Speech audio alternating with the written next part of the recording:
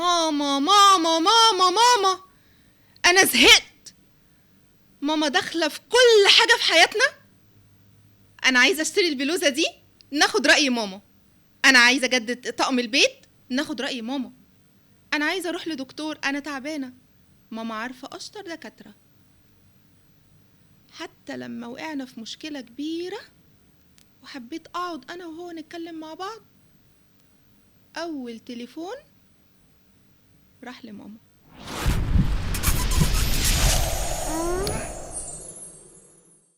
مساء الخير عليكم. النهارده جايه عشان اعمل معاكم موف اون جديد، ومعانا حكايه جديده من حكايتنا. كلنا ابناء امهاتنا. في ناس بتاخد الكلمه دي بصوره ايجابيه وتفتخر ان هي ابن امها. انا ابن امي، الست اللي ربتني وكبرتني وهي قدوه ليا. وفي ناس بتاخده كنوع من انواع الاستهزاء. يعني ايه انت ابن امك؟ يعني ايه انا اسمع كلام امي يبقى دي حاجه سلبيه فيا؟ هنعرف النهارده يعني ايه ابن امه، وهل الموضوع ده حاجه ايجابيه ولا حاجه سلبيه. نبدا الاول نحكي مع بعض حكايتنا. اتبعتت لنا حكايه جديده على البيج بتاعتنا. انا كنت فرحانه جدا ان الشخص اللي اخترته بر بامه، وقلت اكيد طالما بر بامه اكيد هيبقى بر بيا انا كمان. وكنت فرحانه جدا بالموضوع ده، واتجوزنا ويا دوب ما كملناش اسبوع والموضوع ده اتقلب لكابوس. كل شويه تليفون، ماما اعمل لي، ماما سوي لي. طيب مفيش مشكله، هو بر بامه. انا عماله اقنع نفسي بكده. انا مش عايزه اقنع نفسي ان الصوره اللي انا واخداها هتتهز او هتتغير. لا لا لا، الموضوع مش زي ما انا فاكره كده خالص. بس بعد مرور الوقت اكتشفت ان مفيش كلمه بتتعمل ولا نفس بيتاخد غير برأي ماما. كده الموضوع ما بقاش موضوع شخص بر بأمه. أمه بدأت تتدخل في كل تفاصيل حياتنا. أي حاجة بنعملها لازم رأي ماما. هنخرج فين لازم بإذن ماما. التليفون يجي من ماما في أي وقت، حتى لو نص الليل لازم نقوم وننزل نشوف ماما عايزة ايه. الموضوع بدأ يبقى مش لطيف. بدأت أتضايق، وبدأت أبين الموضوع في صورة مضايقة خفيفة علشان أنا كمان ما ضايقوش، يمكن يحس ويغير الأسلوب والطريقة. بس للأسف ما استجابش. فضل الموضوع يزيد، وللأسف بعد فترة قريبة جدا من الجواز، يا ريتها حتى بعد فترة بعيدة، لغاية ما في يوم لقيت باب شقتي بيتفتح عليا. اتفاجئت ان ماما هي اللي فتحت الباب ودخلت. ايه ده يا ماما، انتي ازاي دخلتي هنا؟ تشرفينا وتنورينا، بس البيوت ليها حرمة. كان الرد منه قبليها ماما تدخل في اي وقت وبالطريقة اللي هي عايزاها. من هنا كان لازم اعمل ستوب. كل بيت وليه اسراره، وكل بيت وليه خصوصيته. هل انا ينفع ادخل عند ماما في اي وقت يعجبني؟ طبعا استحالة وما ينفعش، وانا كمان ما اقدرش اعمل كده، ولا تربيتي ولا المجتمع اللي نشأنا فيه يسمح بكده. بدأت اتكلم مرة واتنين وتلاتة، وللأسف مفيش استجابة. وكان كل ردوده عليا ماما ست كبيرة ما ينفعش نزعلها، هتاخدي على كده.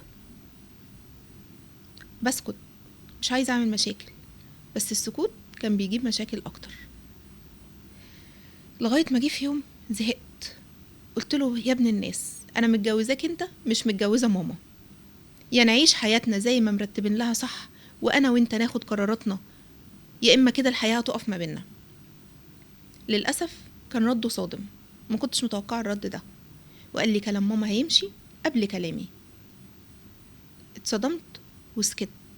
ما كنتش عايزة اخد القرار اني انهي العلاقة دي عشان ما بقاش مستعجلة. حبيت اديله فرصة واتنين وتلاتة، بس للأسف هو ما استجابش، ولا حتى ماما خافت على بيته ان هو يتهد.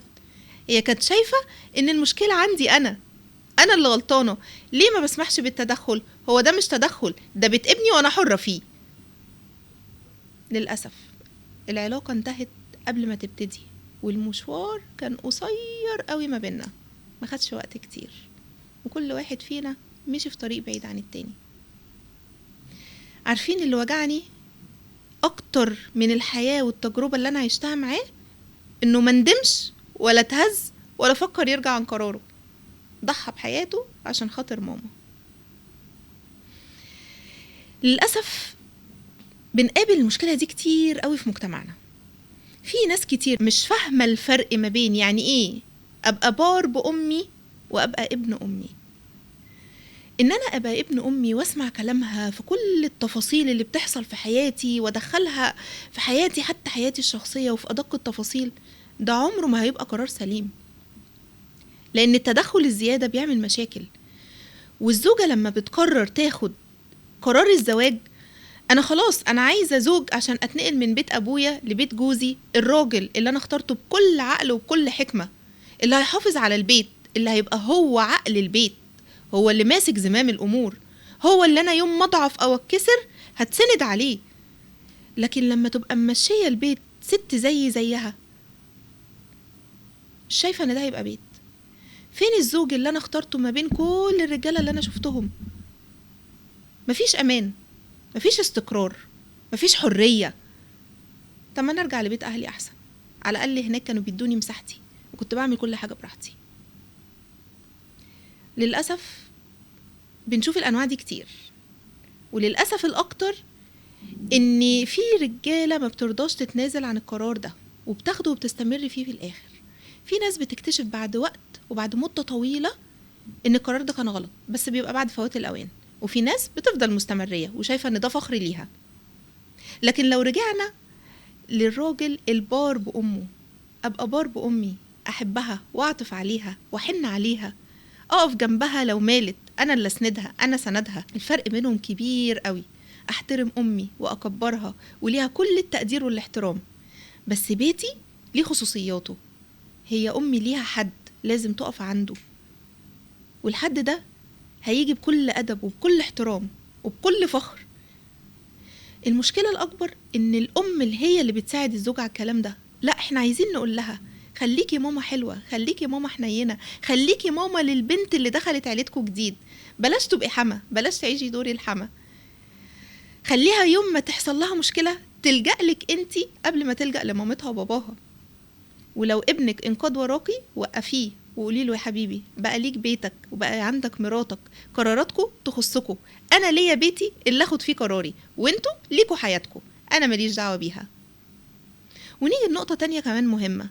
للأسف علاقة الزوج بأمه أحيانا بتخلي الزوجة تشعر بغيرة، بتغير من حماتها. دي حقيقة، هي غيرانة إن اهتمام الزوج كله رايح للأم، هو مهتم بأمه، بيحن على أمه، بيخرج معاها، بياخد رأيها. أنا فين؟ بنبدأ ندخل في سكة تانية خالص إحنا بعيد عنها. هو المفروض ياخد رأيي أنا، المفروض يحن عليا، يحن على والدته، بس هي يعني الأم شيء والزوجة شيء تاني خالص. العاطفة ناحية الأم هي عاطفة الأمومة، والعاطفة ناحية الزوجة دي حاجة تانية خالص.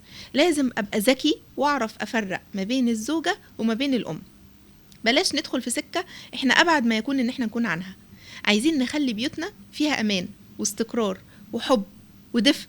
عايزين نمشي مع بعض إيدينا في إيدين بعض، مش نكسر بعض ونهد بعض. عايزة أقول لكم حافظوا على بيوتكم.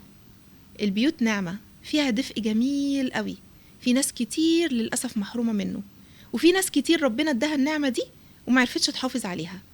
اللي في ايده نعمة زي كده يحافظ عليها ويثبت عليها بأقصى ما عنده. اوعوا تفرطوا فيها بسهولة. البيت بيحتاج سنين نبني فيه، لكن ممكن يتهد في لحظة من غير ما ندرى، نرجع نندم، بس الندم ساعتها ما بيبقالوش مكان بعد فوات الأوان.